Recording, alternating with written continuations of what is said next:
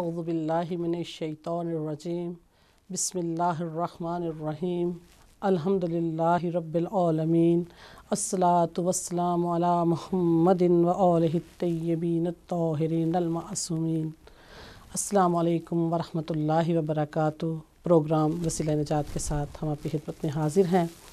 اور سب سے پہلے تمام ناظرین کو عید مبارکہ کی خوشیاں بہت بہت مبارک۔ ماہ ذی الحج، جیسا کہ ناظرین میں نے اپنے پچھلے پروگرام میں بھی یہ چیز کہی تھی کہ جہاں یہ اپنی عظمت اور برکت کے لحاظ سے ایک عظیم مہینہ ہے اور اسلام کی ایک عظیم ترین عبادت حج جیسی نعمت، اور اس عبادت کو اسی مہینے میں ادا کیا جاتا ہے، اور پھر حج کے ساتھ ساتھ جو ایک ہر سال حج کے ساتھ جو ہمیشہ کے لیے ایک چیز منسلک ہو چکی ہے، جو ایک اسلام کا ایک اہم ترین پیغام، اور اتنا اہم ترین پیغام کہ اس پیغام کو پہنچائے بغیر اسلام کی کوئی چیز بھی اہمیت یا حیثیت نہیں رکھتی تھی، اس پیغام کو بھی حج کے ساتھ ہمیشہ کے لیے منسلک کیا گیا، اور وہ پیغام غدیر، اس کی خوشیاں بھی ہم سب نے منائیں، اور عید غدیر کی خوشیاں بھی۔ لیکن اس کے ساتھ ساتھ یہ ماہ ذی الحج اسلامی تاریخ کے، اور خصوصاً سن 60 ہجری کی نسبت سے یہ بہت اہم مہینہ، اور اسلام کی تقدیر کو بدلنے والے واقعات اسی مہینے میں ابتدا ان کی ہوئی اور آغاز ہوا۔ جیسا کہ پچھلے پروگرام میں حضرت مسلم بن عقیل کی شہادت کے حوالے سے ہم نے جو پروگرام کیا، اور جس پہ اس چیز کا جائزہ لیا گیا کہ امام حسین علیہ السلام کا جو سفر مکہ سے کوفے کی جانب اور کربلا کی جانب شروع ہوا، وہ بھی اسی ماہ ذی الحج میں 9 ذی الحج سے، وہ امام جو 8 ذی الحج جو یوم ترویہ جس کو کہا جاتا ہے، امام حسین علیہ السلام کا خروج مکہ سے ہوا اور امام کوفے کی جانب رواں ہوئے، اور یہ سفر ان دنوں میں بھی جاری ہے۔ آج بھی امام کا سفر کوفے کی جانب جاری ہے، اور امام اپنے ساتھیوں کے ساتھ اس اطلاع کے ملنے کے باوجود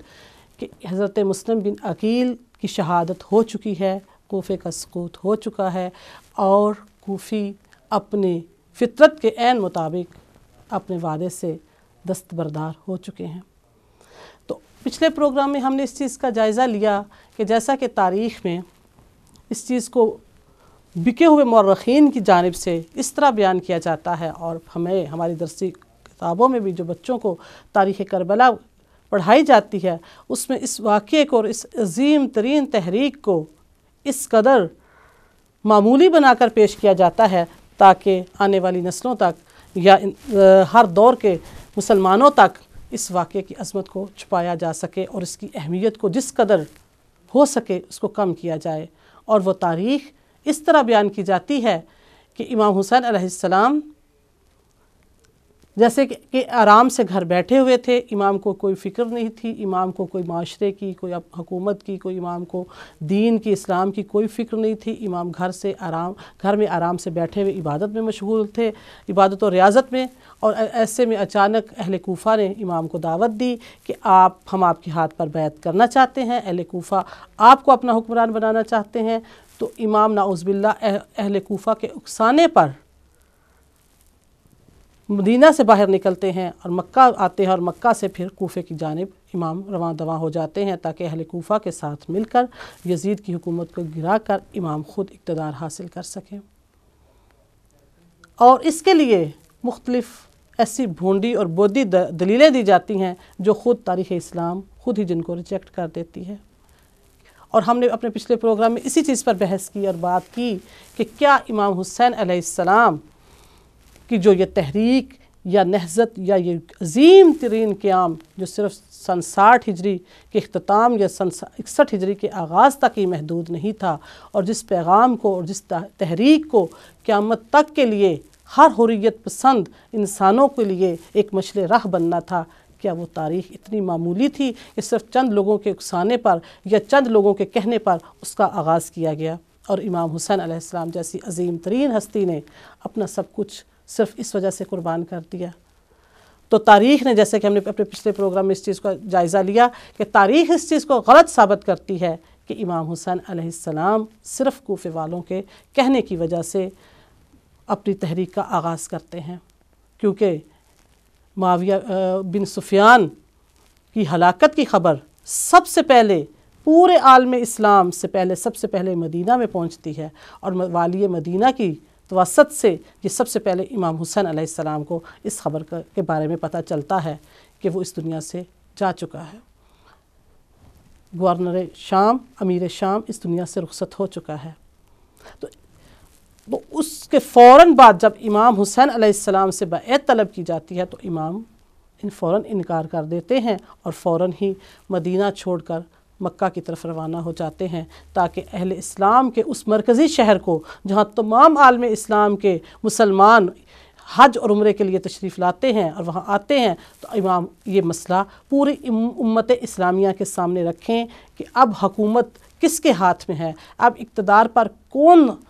غاصب اور کون غیر اسلامی شخصیت قابض ہے، اور وہ مسند رسالت کے اوپر خلیفۃ الرسول کے نام سے براجمان ہے اور اہل اسلام کا لیڈر بن کر بیٹھا ہے۔ اور کیا ایسے شخص کا اقتدار اور کیا ایسے شخص کی حکومت جس کو موروثی طور پر حکومت منتقل کی ہو، کیا وہ جائز حکومت ہے؟ امام یہ مسئلہ امت اسلامیہ کے سامنے رکھنا چاہتے ہیں۔ اور پھر اس کے بعد جب اہل کوفہ کو اس کے بہت بعد جب امیر شام کے مرنے کی خبر پہنچتی ہے اور پھر یزید کی حکومت کی خبر پہنچتی ہے، تو اہل کوفہ جو کہ یقیناً ہمیشہ حکمرانوں کے ظلم و ستم کا شکار رہے، اور اگر اس چیز کا جائزہ بھی لیا جائے تو ہمیں یہ چیز بھی عجیب ایک اسلامی تاریخ میں نظر آئے گی کہ اہل کوفہ پر ہمیشہ ظالم اور جابر حکمرانوں کو مسلط کیا گیا۔ اس کی کیا وجہ تھی کہ دوسرے تمام شہروں کی نسبت اہل کوفہ کے اوپر ہمیشہ ظالم حکمرانوں کو کیوں مسلط کیا گیا؟ کیوں ایسے گورنر وہاں بنا کر بھیجے گئے جو شقی القلب اور بہت سخت گیر دل رکھنے والے تھے، اور جنہوں نے اہل کوفہ کے ساتھ ہمیشہ ظلم و ستم کا رویہ رکھا؟ تو اگر ہم اس کوفے کی بیک گراؤنڈ کو تھوڑا سا مختصراً اس کا جائزہ لیں تو یہ چیز نظر آتی ہے کہ کوفہ میں ایک ہمیشہ سے ایک ایسا گروہ موجود رہا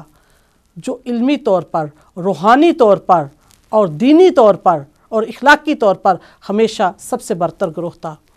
اور جس کی تربیت خاص طور پر امیر المومنین علی ابن ابی طالب کے ہاتھوں ہوئی تھی،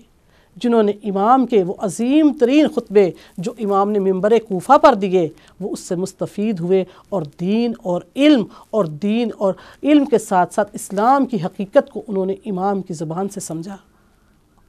اور ایسے میں جب ان کے سامنے ایسے حکمران آتے تھے جو امام علی علیہ السلام کی حکومت کو دیکھنے کے بعد، وہ عادلانہ حکومت کا نظارہ دیکھنے کے بعد اور اس کے اندر رہ کر ایک پرسکون زندگی گزارنے کے بعد، جب وہ ایسے حکمرانوں کو دیکھتے تھے جو دین سے دور تھے، اور اس سے پہلے بھی انہوں نے امام علی علیہ السلام سے پہلے بھی انہوں نے ایسے حکمرانوں کو دیکھا تھا جن کا دین سے دور تک واسطہ نہیں تھا، اور جو ہمیشہ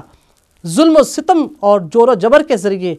حکومت کرنا چاہتے تھے، تو وہ ایسی حکومتوں کا انکار کرتے تھے، ایسی حکومتوں کے منکر ہوتے تھے۔ اور خصوصی طور پر جب گورنر شام یا امیر شام کے کہنے پر جو سب و شتم اہل بیت رسول کے اوپر کیا جاتا تھا، اور خصوصاً امیر المومنین کی ذات کو اس کا نشانہ منبر کوفہ سے بنایا جاتا تھا، تو یہ لوگ مزاحمت کرتے تھے،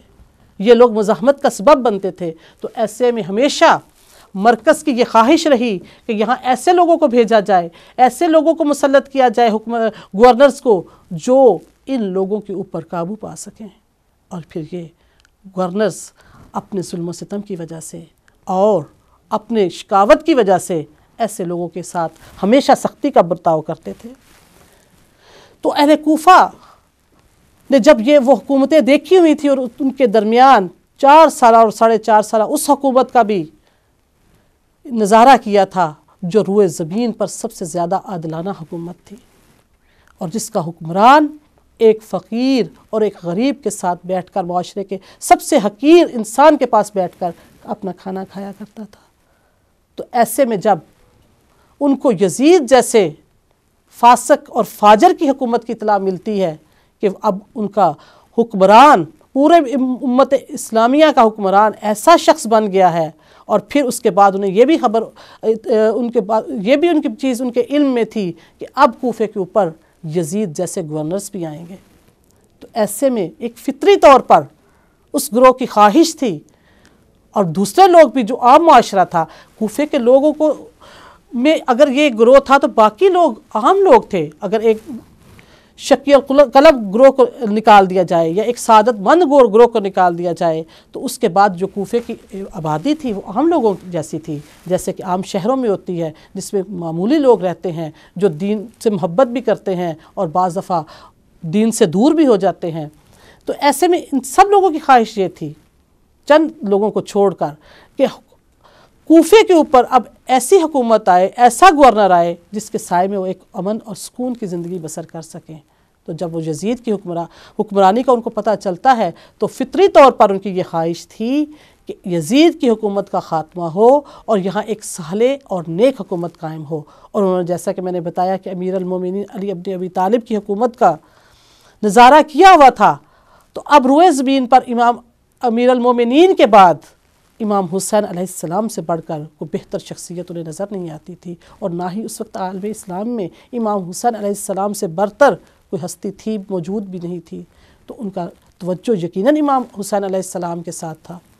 کی طرف توجہ امام کی طرف مبذول ہوئی. اور یہاں یہ بھی تاریخی طور پر بیان کیا جاتا ہے کہ کوفے والوں کی جو دعوت امام حسین علیہ السلام کو دی گئی، یہ صرف سن 61 ہجری میں ہی نہیں تھا امام کے ساتھ ان کا رابطہ قائم ہوا کہ فوراً انہوں نے فیصلہ کیا مل کر، اور امام کو پہلی دفعہ امام کے ساتھ ان کا رابطہ ہوا اور انہوں نے امام کو دعوت دی، بلکہ پچھلے 10 سال سے امام حسین علیہ السلام کا رابطہ کوفے کے ان معزز ترین اور صالح ترین اور باشعور اور بافکر لوگوں کے ساتھ موجود تھا، اور امام کی خط و کتابت ان کے ساتھ مسلسل ہو رہی تھی، اور وہ لوگ سیاسی طور پر پورے عالم اسلام پر گہری نظر رکھے ہوئے تھے، اور ان کا رابطہ امام کے ساتھ تھا.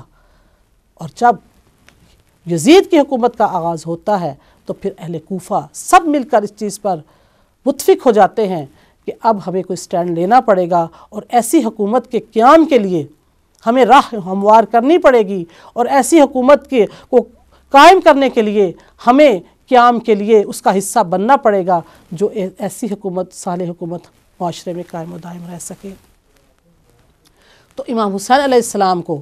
دعوت ان کی جانب سے مکہ میں ملی. امام جب ذہنی طور پر اور عملی طور پر اس چیز کے لیے مکمل طور پر تیار ہو چکے تھے کہ اب یہاں ناظرین اگر رک کر ہمیں ایک اور چھوٹے سے نقطے کی طرف پلٹیں کہ جو یہ کہا جاتا ہے کہ امام حسین علیہ السلام معاویہ کے دور میں خاموش کیوں رہے. معاویہ کے دور میں امام حسین علیہ السلام نے، یعنی امیر شام کے دور میں امام حسین علیہ السلام نے 10 سال جو امام حسن علیہ السلام کی شہادت کے بعد گزارے، امام نے وہ خاموشی میں کیوں گزارے؟ تو یہاں امام خود اس چیز کا جواب دیتے ہوئے نظر آتے ہیں کہ جب امام نے اہل کوفہ کی دعوت قبول کی کہ جس مصلحت کی خاطر ہم دورے امیر شام میں ہم خاموش رہے، کہ وہ مصلحت کیا تھی؟ اسلام اور اہل اسلام کی بقا. کہ اگر اس وقت یا اس کو اور بھی پیچھے لیا جائے تو ابتدائی حکومتوں میں امام امیر المومنین کے اوپر یہ سوال اٹھایا جاتا ہے کہ وہ خاموش کیوں رہے، تو وہ یہی وجہ تھی کہ اس وقت کی مصلحت اس بات میں تھی کہ خاموش رہا جائے. اگر اس دور میں قیام کیا جاتا،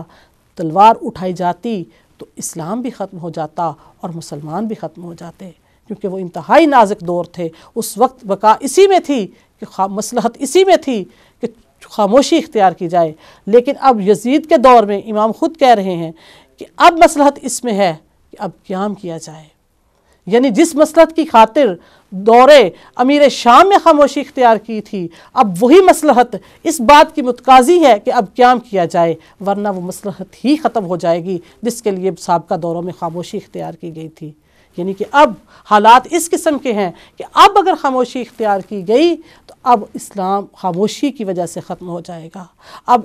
مسلمانوں کو اس خاموشی کی وجہ سے نقصان پہنچے گا جس خاموشی کی وجہ سے پہلے مسلمانوں کی بقا اور اسلام کی بقا جس میں مثمر تھی.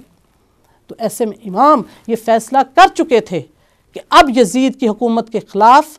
کھڑے ہونا ہے اور قیام کرنا ہے. تو ایسے میں امام یقیناً جو امام نے قیام کرنا تھا وہ ظاہری عوامل کی وجہ سے کرنا تھا، نہ کہ معجزہ امامت کی وجہ سے کرنا تھا. کہ جیسا کہ ابھی بھی ہم لوگوں میں سے کچھ لوگوں کا خیال ہے کہ امام مہدی اجل اللہ تعالیٰ فرجہ شریف جب اس دنیا میں جب ظاہری طور پر ظاہر ہوں گے اور حکومت الہیہ کا قیام کریں گے تو شاید یہ سب کچھ معجزہ امامت کی وجہ سے ہو جائے گا، جو یقیناً ایک باطل اور غلط خیال ہے کہ امام جو کچھ بھی کرتے ہیں وہ ظاہری، حتیٰ کہ انبیاء بھی جو قیام کرتے ہیں، جو عادلانہ حکومتوں کو قائم کرنے کے لیے، جو اسلام کو قائم کرنے کے لیے جو کچھ بھی کرتے ہیں وہ ظاہری عوامل اور لوگوں کی مدد اور ان کے ساتھ کی وجہ سے کرتے ہیں، نہ کہ معجزوں کی وجہ سے کرتے ہیں۔ تو یہاں بھی امام حسین علیہ السلام کو اس یزید کی باطل حکومت سے ٹکرانے کے لیے اور اس کو ختم کرنے کے لیے یقیناً امام کو ظاہری عوامل کی ضرورت تھی، جس میں بہت ساری فوج کی ضرورت بھی تھی، بہت سارے لوگوں کا مخلصانہ ساتھ بھی ضرورت تھا، امام کو ہتھیاروں کی بھی ضرورت تھی، امام کو اقتصادی طور پر بھی ضرورت تھی ایسی چیزوں کی جس کی وجہ سے اس قیام کو پایا تکمیل تک اور کامیابی تک پہنچایا جا سکے۔ تو ایسے امام جب مکہ میں پہنچتے ہیں اور امت اسلامیہ کو متوجہ کرتے ہیں اس مسئلے کی طرف کہ دیکھو اب سیاسی حالات کس قدر نازک ہو چکے ہیں اور یہ حالات برقرار رہے تو اسلام بھی خطرے میں ہے اور اہل اسلام بھی خطرے میں ہے۔ اور جب یہاں امام کو کوفے والوں کی طرف سے دعوت ملتی ہے تو امام یقیناً امام کو اس کو قبول کرتے ہیں اور امام کو قبول کرنا بھی چاہیے، کیونکہ امام تو اسی انتظار میں ہیں۔ اور ہم یہ بھی دیکھتے ہیں کہ امام نے خود اہل بصرہ، جہاں اہل شیعان حیدر قرار کی ایک معقول تعداد موجود تھی، وہاں بھی امام ان کو بھی خط لکھتے ہیں کہ حالات کو دیکھو اور اٹھو اور قیام کی تیاری کرو۔ تو یہاں جب امام کو ملتا ہے، یہ دعوت ملتی ہے، تو امام یقیناً اس کو قبول کرتے ہیں۔ اور جیسا کہ ہم نے اپنے پچھلے پروگرام میں بھی یہ چیز کہی تھی کہ اگر امام اس دعوت کو قبول نہ کرتے، جیسا کہ بہت سارے مورخین نے اس بات کو لکھا کہ نعوذ باللہ یہ امام کی سیاسی بصیرت چونکہ کم تھی، اس لیے امام اس بات کا اندازہ نہیں لگا سکے کہ اہل کوفہ اہل دغا ہیں، اہل کوفہ قابل اعتماد نہیں ہیں، اہل کوفہ بھروسے کے قابل نہیں ہیں۔ امام نے ان کے بھروسے پر، ان کی بات پر اعتبار کر کے کوفے کی جانب سفر کا آغاز کیا اور کربلا تک یہ سفر امام کی شہادت پر اختتام کو پہنچا۔ تو وہ اس چیز کو بھول جاتے ہیں کہ امام کی شخصیت وہ ہوتی ہے جو اس چیز کو دیکھ لیتی ہے، جیسا کہ ایک کہاوت ہے کہ جو کچھ لوگ جو چیز شیشے میں بھی نہیں دیکھ سکتے وہ امام کچی اینٹ میں بھی دیکھ لیتے ہیں۔ امام کو بخوبی اندازہ تھا اہل کوفہ کی دغا بازی کا، اہل کوفہ کی کلا بازیوں کا، اہل کوفہ کے مکر جانے کا، دھوکے کا، لیکن امام کو یہ بھی پتا تھا کہ امام ایک تاریخ لکھ رہے ہیں۔ یہ جو تحریک جو سن 60 ہجری کے آخر میں سے شروع ہوتی ہے اور سن 61 ہجری کے ابتدائی دور میں ہی، ابتدائی دنوں میں ہی ختم ہو جاتی ہے، اس تحریک کو صرف ان چند ہفتوں تک باقی نہیں رہنا، یا اس تحریک کو صرف اس دور کے لیے ہی نہیں چلایا جانا، بلکہ امام کو پتہ ہے، امام کی بصیرت اس چیز کو جانتی ہے کہ اس تحریک کو قیامت تک کے لیے قائم و دائم رہنا ہے۔ امام کو پتہ ہے کہ میں تاریخ رقم کر رہا ہوں، امام کو پتہ ہے کہ میں تاریخ کے نازک ترین دوراہے پر کھڑا ہوں، جہاں آنے والی نسلوں کا ہر مورخ مجھ سے سوال کرے گا، میرے ہر قدم کے بارے میں سوال کرے گا، میرے ہر چیز کے بارے میں سوال کرے گا۔ تو اگر امام اس دعوت کو قبول نہ کرتے تو آج کا مورخ، آج کی نسل کیا امام سے یہ سوال نہ کرتی کہ اگر امام اہل کوفہ کی بات پر اعتبار کر لیتے، اگر امام ریجیکٹ کر دیتے اہل کوفہ کی دعوت کو صرف اس بنیاد پر کہ شاید یہ اپنے ماضی کی طرح اب بھی یہ دغا بازی سے کام لیں گے، اب بھی مکر و فریب سے کام لیں گے، اب بھی مکر جائیں گے جیسا کہ ان کا ماضی بتا رہا ہے، اور امام اس کو ریجیکٹ کر دیتے اس پہ بنیاد پر کہ میں تمہاری باتوں پر اعتبار کر کے میں اس تمہارے قیام میں تمہیں اپنے ساتھ نہیں ملاتا، تمہاری دعوت کو ریجیکٹ کرتا ہوں، تو کہ آج کا مورخ امام سے یہ سوال نہ کرتا کہ ہو سکتا ہے کہ اہل کوفہ اس دفعہ اپنی بات میں، اپنی اس دعوت میں مخلص ہوتے،